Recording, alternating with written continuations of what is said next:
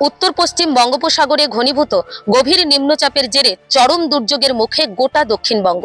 বুধবার সকাল থেকে দক্ষিণবঙ্গের উপকূলের জেলাগুলিতে জারি রয়েছে ভারী থেকে অতি ভারী বৃষ্টি। বুধবার সন্ধে থেকে দক্ষিণ 24 পরগনা এবং পূর্ব মেদিনীপুরে 20 সেন্টিমিটারের বেশি বৃষ্টির লাল সতর্কতা জারি করেছে আবহাওয়া দপ্তর। অন্যদিকে কলকাতা সহ আশেপাশের জেলাগুলোতে বুধবার সন্ধে থেকে জারি হয়েছে কমলা সতর্কতা।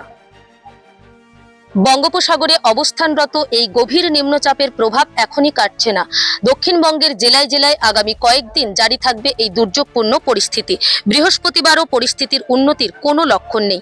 আলিপুর আবহাওয়া দপ্তর জানিয়েছে, বৃহস্পতিবার বাঁকুড়া এবং পশ্চিম মেদিনীপুর জেলায় জারি করা হয়েছে লাল সতর্কতা, যেখানে বৃষ্টিপাতের পরিমাণ ছাড়িয়ে যেতে পারে 20 সেন্টিমিটারেরও বেশি। এছাড়া পুরুলিয়া, ঝাড়গ্রাম, পূর্ব মেদিনীপুর, 2 বর্ধমান এবং হুগলিতে রয়েছে বৃহস্পতিবার ভারী বৃষ্টির কমলা সতর্কতা। গভীর নিম্নচাপের প্রভাবে দক্ষিণবঙ্গের জেলায় জেলায় ভারী থেকে অতি ভারী বৃষ্টির পাশাপাশি উপকূলের জেলাগুলিতে ঘন্টায় প্রায় 40 থেকে 50 কিলোমিটার গতিবেগে ঝোড়ো হাওয়া এবং বজ্রপাত বজায় রয়েছে, যার কারণে উত্তাল হয়ে উঠেছে নদী এবং সমুদ্র। মৎস্যজীবীদের সমুদ্র যাত্রায় বিশেষভাবে সতর্কতা জারি করা হয়েছে। প্রশাসনের পক্ষ থেকে আগামী 15ই আগস্ট পর্যন্ত মৎস্যজীবীদের গভীর সমুদ্রে যাওয়ার ওপর সম্পূর্ণ নিষেধাজ্ঞা জারি করা হয়েছে।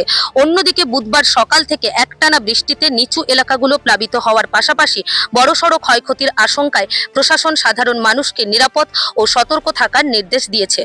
উপকূলের জেলাগুলিতে দুর্বল নদী ও সমুদ্র বাঁধের ওপর 24 ঘন্টা নজরদারি চালানো হচ্ছে সেচ দপ্তরের তরফে। একদিকে নিম্নচাপ, অন্যদিকে অমাবস্যার ভরা কোটাল, সব মিলিয়ে ঝড় বৃষ্টির পাশাপাশি নদী এবং সমুদ্রের জলস্তর হুহু করে বাড়ছে, যার ফলে উপকূলের জেলাগুলিতে দুর্বল নদী এবং সমুদ্র বাঁধে ভাঙনের প্রবল আশঙ্কা দেখা দিয়েছে। সেই আশঙ্কার কথা মাথায় রেখে দক্ষিণ 24 পরগনা জেলার নামখানা, কাকদ্বীপ, সাগর, পাথর প্রতিমা সহ একাধিক জায়গাতে আপৎকালীন মেরামতের কাজ শুরু করেছে সেচ দপ্তর। এখন দেখার এই দুর্যোগপূর্ণ পরিস্থিতি আগামী দিনে ঠিক কোন রূপ নেয়।